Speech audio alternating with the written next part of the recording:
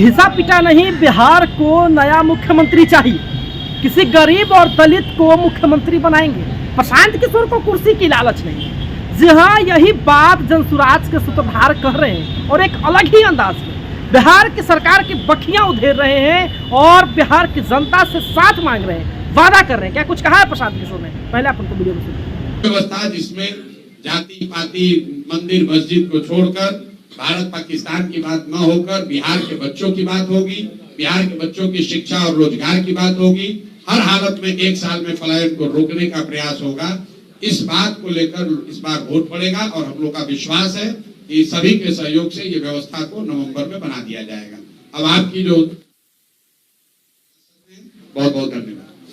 प्रशांत जी, ये बताइएगा, जैसे गया में आप हैं, गया के जो मुद्दे हैं शिक्षा, बेरोजगारी, अपराध, तो आपकी ये जो अभियान चल रहा है उसका क्या असर पड़ा? इसका असर ये है, पहली बात तो कि शिक्षा, बेरोजगारी और अपराध ये गया का मुद्दा नहीं, ये तो पूरे बिहार का मुद्दा है। उसमें गया में भी प्रमुखता में है। आपने कहा कि इसका क्या असर पड़ा? असर ये है कि पहली बार बिहार में चुनाव के 3 महीना पहले चर्चा क्या हो रही है कि भाई पलायन कैसे रुकेगा। प्रशांत किशोर और जनसुराज जो कह रहे हैं कि पलायन रोक दिया जाएगा, क्या ये संभव है कि नहीं? इस पर तेजस्वी यादव भी बोल रहे हैं, लालू जी भी बोल रहे हैं, सम्राट चौधरी भी बोल रहे हैं, जदयू वाले भी बोल रहे हैं। तो पहली बार यहाँ बात हो रही है बेरोजगारी और पलायन की। अंतर ये है कि पहले जब बात होती थी पलायन की कि भाई बहुत सारे लड़के बाहर जाते हैं, तो लालू जी, नीतीश जी जैसे लोग क्या कहते थे, आप लोग भी क्या कहते थे कि भाई बिहार का बच्चा बाहर नहीं जाएगा तो दिल्ली बॉम्बे की व्यवस्था ठप हो जाएगी। उसी को बिहारियों ने अपना सम्मान बना लिया था कि हम ही लोग दिल्ली बॉम्बे का व्यवस्था चला रहे हैं, वहां का साफ सफाई हम करते हैं, टैक्सी हम चलाते हैं। लड़के जाते हैं, हंसते कहते हैं, अरे भैया हम तो जाते हैं, सब बिहारी का मिलता है। पहली बार जनसुराज ने, प्रशांत किशोर ने ये कहा कि हमारे बच्चे, बिहार के बच्चे बॉम्बे में, दिल्ली में, कर्नाटक में, महाराष्ट्र में, गुजरात में, बंगाल में अगर जाकर टैक्सी चला रहे हैं, दुकान चला रहे हैं, ठेला लगा रहे हैं, साफ सफाई कर रहे हैं, तो ये गौरव की बात नहीं है। लिख लीजिए इस बात को। ये पहली बार धारा के विपरीत हमने बात उठाई है। ये गौरव की बात नहीं है। काम कोई भी खराब नहीं है, लेकिन अपने बाल बच्चों का पेट भरने के लिए मजबूरी में गया से, औरंगाबाद से यहाँ के अपना घर परिवार छोड़कर बॉम्बे में जाकर ठेला लगाना, ये गौरव की बात नहीं है। लोग यहाँ नेता क्या कहता है, बिहार का आदमी को मत मारो, गाली मत दो, नहीं तो दिल्ली में अगर बिहार के लोग काम नहीं करेंगे तो वहां से कूड़ा कचरा रोड पर भर जाएगा। कूड़ा कचरा निकालने के लिए बिहार का आदमी पैदा हुआ है। ये जनसुराज की ताकत है। अब लोगों ने ये कहना बंद कर दिया है। ये लोगों ने कहना बंद कर दिया कि दिल्ली में लड़के जाकर, दिल्ली में अगर बिहारियों के साथ बदतमीजी होगी तो कूड़ा कचरा वहां फैल जाएगा। हम ये कह रहे हैं कि ये शान की बात नहीं है।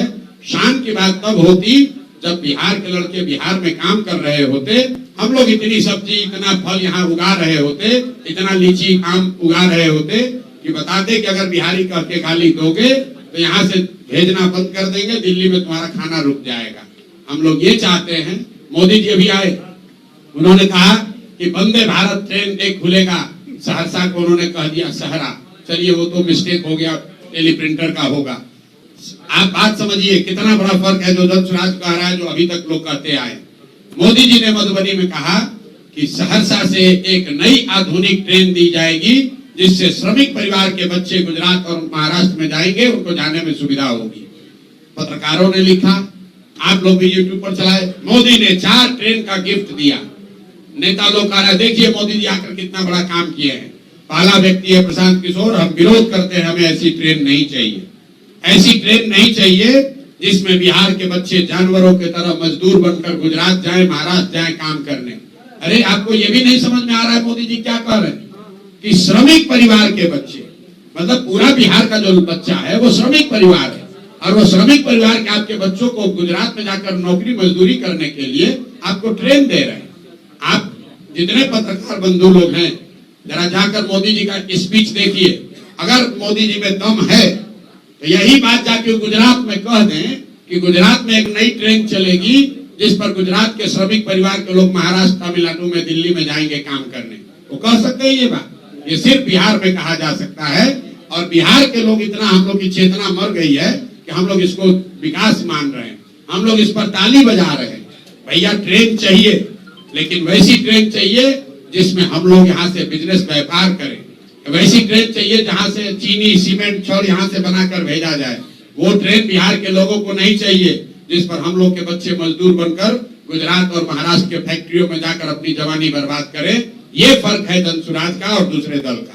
सर पेपर लीक पे छात्र लोग परेशान है कि सरकार किसी का भी रहता है पेपर लीक हो जाता है, तो आप इस पे पेपर लीक खबर आप चलाते हैं, पेपर लीक होता है तो भैया खबर तो यहाँ तब है जब पेपर लीक न हो। पिछले 4-5 साल में कौन सा ऐसा परीक्षा हुआ है जिसमें पेपर लीक नहीं हुआ है? और पेपर लीक के मामले में अगर किसी एक दल ने, एक नेता ने मेहनत करके काम किया है, हम 16 दिन आमरण अनशन पर बैठे थे, आपको भी पता है, खाली बयान नहीं देते, 16 दिन तक बैठे रहे। जनसुराज ने अपने खर्चे पर हाई कोर्ट में छात्रों के बिहाफ में पूरा केस लड़ा। अब न्याय अगर नहीं मिला, हम लोग तो अपनी ओर से कोशिश कर सकते हैं। अब जनता को तय करना है कि पेपर लीक करने वाले सरकार को आप वोट देते हैं कि आप पेपर लीक को रोकने वाले, लड़ने वाले लोगों के साथ होते हैं। जो लोग पेपर लीक कर रहे हैं, अभी आपने सुना उन्होंने कहा कि बहुत दिन झेला। देखिए हमारी लड़ाई खराब व्यवस्था से, चाहे वो कुव्यवस्था हो स्वास्थ्य विभाग की, चाहे वो शिक्षा विभाग की। बदहाल बिहार को बदलाव की जरूरत है और बिहार के लोगों को 2-4 महीने में तय करना है कि वो बदलाव कैसा चाहते हैं। क्या इसी घिसी-पिटी सरकार को, पुरानी जो है शोषित सरकार को ला करके कुछ करना चाहते हैं, नई सरकार बनाना चाहते हैं, युवाओं की सरकार बनाना चाहते हैं, बिहार को बदलना चाहते हैं? हालांकि आप क्या समझते हैं अपनी प्रतिक्रिया में कमेंट बॉक्स में जरूर दें और इस बात को भी जरूर बताएं कि प्रशांत किशोर आखिर बिहार विधानसभा चुनाव में कितनी सीटें जो है जीतने में कामयाब हो पाएंगे।